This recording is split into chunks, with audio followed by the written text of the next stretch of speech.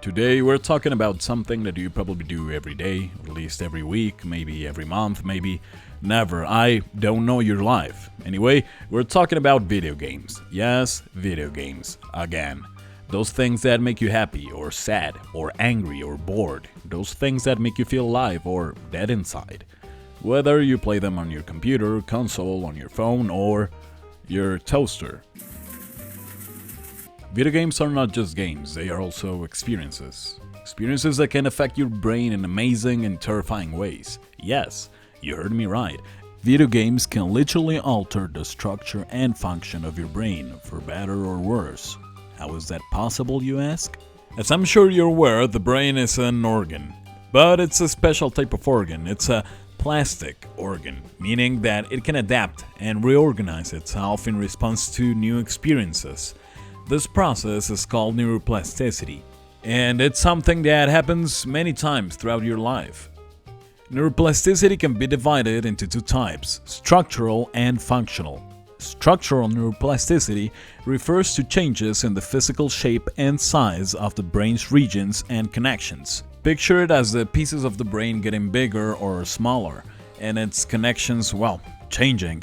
Functional neuroplasticity refers to changes in the activity and efficiency of the brain regions and networks.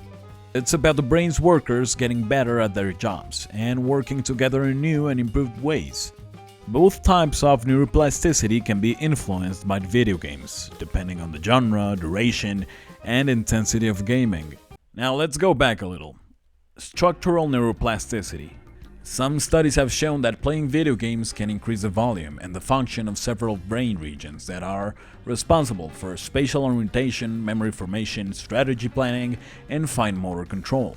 These are all essential skills for navigating and interacting with the physical world, as well as for solving problems and making decisions. For example, playing action video games can increase the size of your hippocampus, which is a part of the brain that is involved in spatial memory and navigation. This can help you remember a combo, when to stop shooting, cranking 90s, or how to make a cobblestone generator. Playing strategy games can increase the size of your prefrontal cortex, which is a part of the brain that is involved in executive functions like planning, reasoning, and impulses. This can help you achieve long-term goals and resist distractions. But what about functional neuroplasticity? Well as structural neuroplasticity, it also has some important skills for processing information like learning, emotional regulation, attention, perception. So far so good, right? Playing video games seems to have many positive effects on your brain. But wait a minute, there must be a catch. There always is. Well, you're right, there is a catch. Playing video games can also have some negative effects on your brain, especially if you play them too much or too violently. One of the negative effects of playing video games is addiction. It can activate the reward system in your brain. This can lead to tolerance and dependence. Actually, some studies have shown that video game addicts have functional and structural changes in the neural reward system. There is this thing called gray matter, and they have reduced gray matter volume in the prefrontal cortex and the striatum. These are parts of the brain that are involved in impulse control and decision making. What does it mean? Well, it means that they have impaired ability to regulate their emotions and behaviors, which is another negative effect of playing video games. Aggression, and I don't mean playing video games that have violence inside them. I mean like when your dad screams at the TV because his favorite team lost. So what does this all mean? Does playing video games make you smarter, or the opposite? Does it make you happier or sadder? Does it make you better or worse? Well, the answer is, it depends. It depends on what kind of games you play, how much you play them, and how you balance them with other aspects of your life.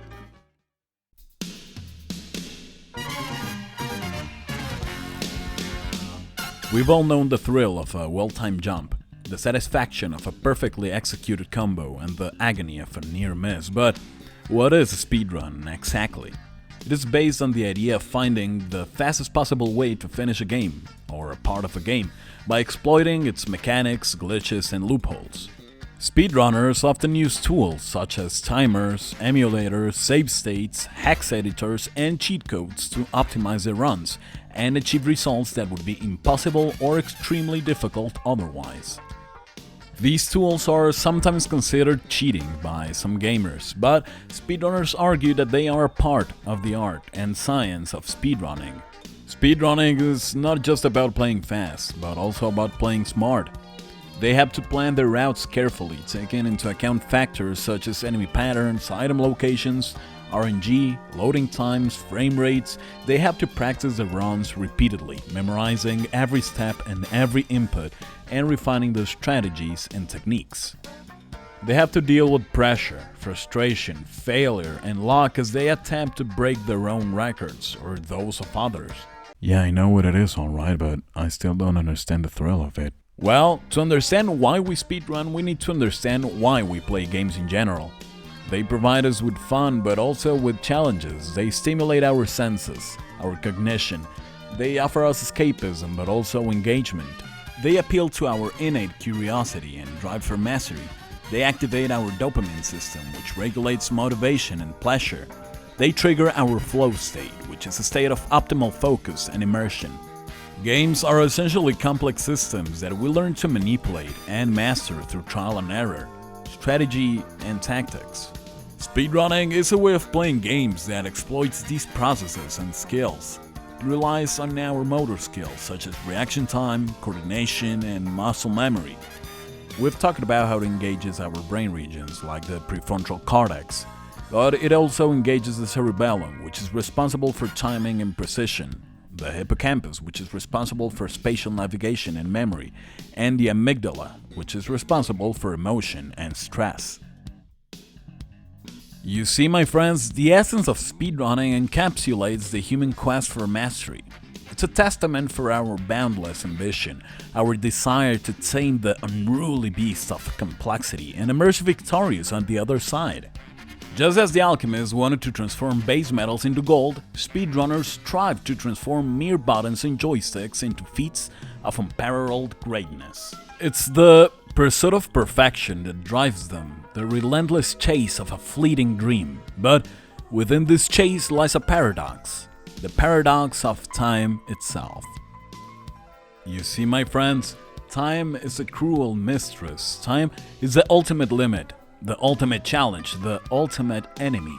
Time is what makes speedrunning possible, but also what makes speedrunning impossible.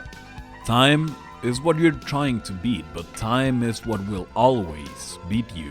Because no matter how fast you play, how smart you play, how creative you play, how rebellious you play, there will always be someone faster, smarter, more creative, more rebellious than you. There will always be a new record, a new glitch, a new route, a new trick. There will always be room for improvement, for optimization, for perfection. But there will never be enough time. Time will run out. Time will catch up.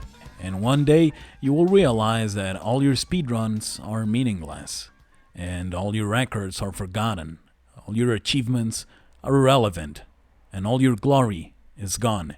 And you will wonder why you ever bothered. Why did you waste your time on something so trivial?